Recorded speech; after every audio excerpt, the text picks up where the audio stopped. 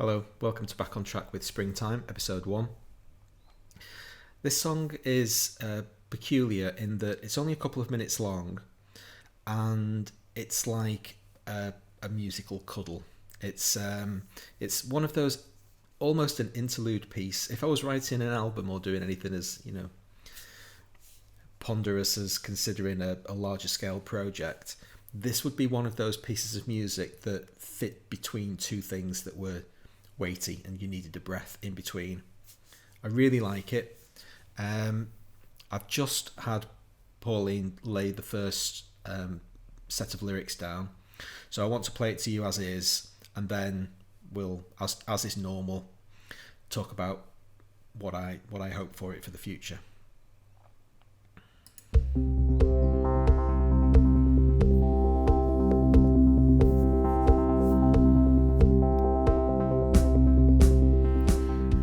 This time, under the quiet dark cover of night, dancing with stars as they rise, yearning we're burning to see you.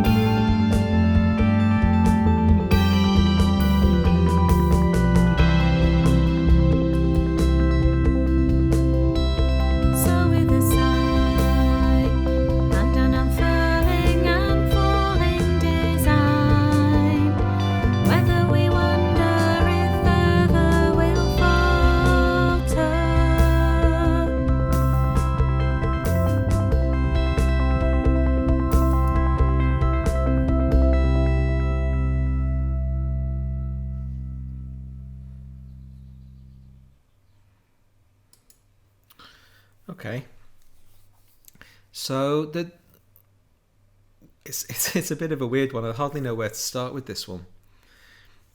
This song was born in its entirety with me fiddling around with this instrument, the Jupiter 8, the Arturia emulation of the Jupiter 8, and it just is almost impossible to make it sound bad.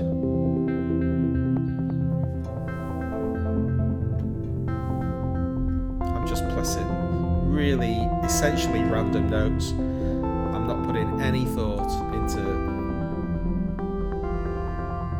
what I'm actually playing. I'm not playing all of those notes, I'm just holding chords and the arpeggios doing the rest. So one evening, just in a very relaxed mood, I just started playing chords. And a few seconds later I thought, oh, that sounds nice, just press record. And then for a couple of minutes I just basically played chords on the keyboard, just spanned all over the place. And what I played is exactly this line, completely unedited. I haven't changed a single thing about it. It's exactly as recorded live.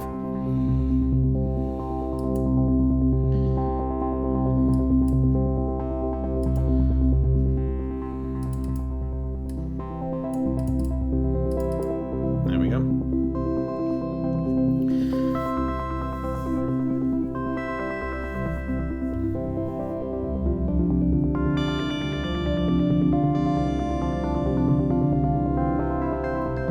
So you can see me just moving between the keys with no real rhythm or structure.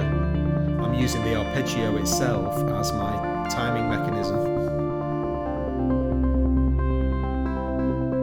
I didn't even have a click track on. So what you get is something organic and completely natural. I think it's really beautiful.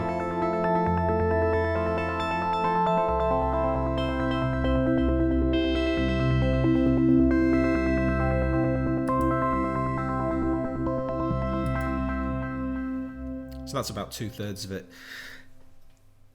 That I swear that not a note of that will change. Whatever else happens in this song, not a note of that will change, and everything else can work its way around it. And initially I thought, that just sounds good enough all on its own. If I listened to that as a piece of music, I would be happy. And then, of course, inevitably you start adding extra stuff. So there was a second keyboard line that then came in. Very, very similar kind of thing. Very little thought put into this one.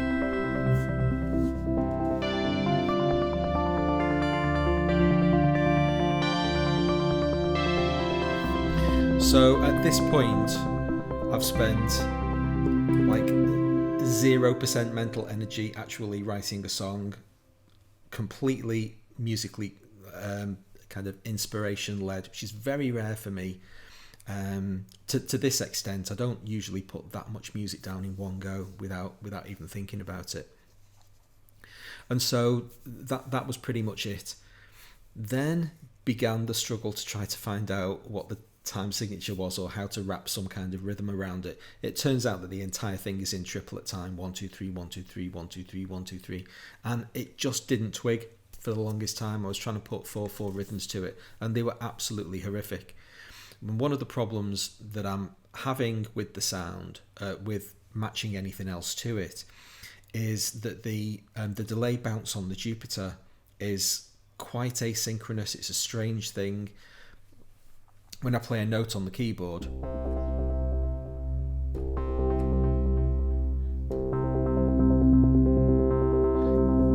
can you hear the speed underneath? It's not asynchronous, that's the wrong word, but when you try to put anything else to it, it really easily throws it off. It's very difficult to play to. So yeah, when I finally found a way to get a drum rhythm on it, and even now when I listen back to the rhythm, it kind of offends me that there has to be any drum sound there. I'm tempted to not have one.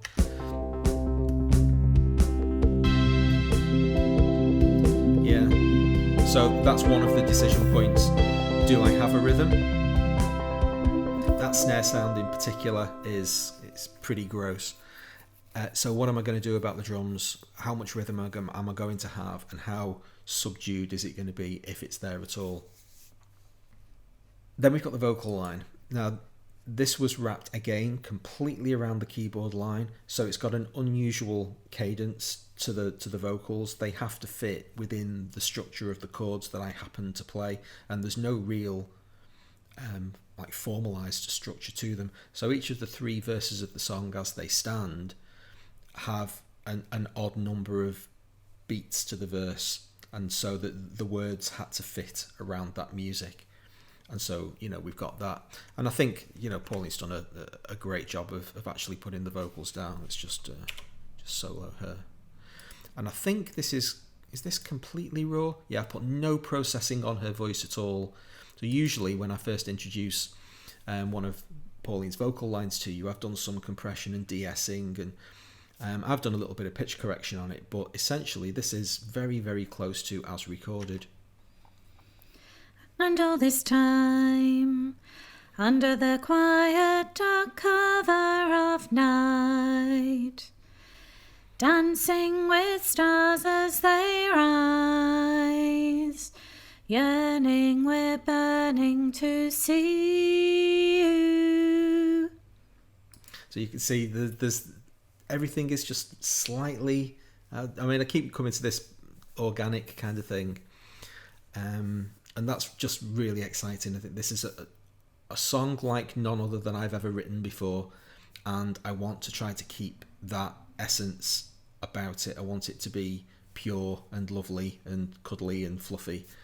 And the moment, like with that snare sound, it's just offending my ears. It's there at the moment as a rhythmic guide to whatever other music I might want to put down, because it's so hard to actually follow the bouncing delay thing of the Jupiter.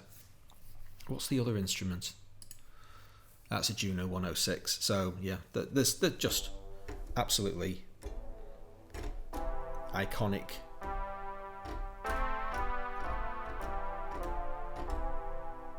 synths. And then finally we've got this guitar line, which is the counterpoint to the melody, because I didn't want words all the time in this song, and I want those nice big gaps to give it a sense of breath. I intersperse essentially vocal lines sung by a guitar.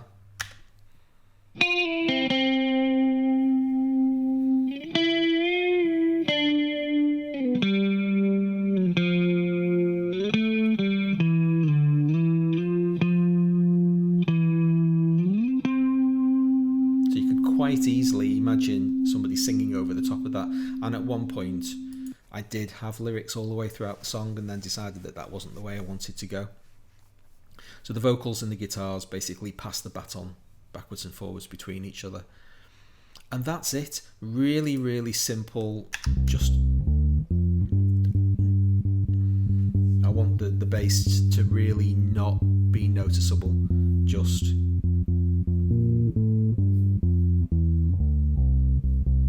do its thing and sit in the background, just chugging along, keeping this sense of kind of pulsing rhythm that is accentuated by the keyboards.